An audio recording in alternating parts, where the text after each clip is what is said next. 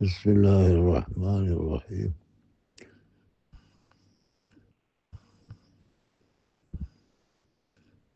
إنا لله وإنا إليه راجعون. മസൂദ് സഖാഫി എനിക്ക് വളരെ പ്രിയപ്പെട്ട ആളും നല്ല വാഴകനുമായിരുന്നു.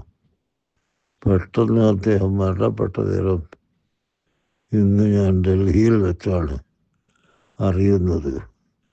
ഒരു നിലക്കും അവിടെ എത്താൻ സാധിക്കുകയില്ല. അതുകൊണ്ടാണ് വരാതിരുന്നത്.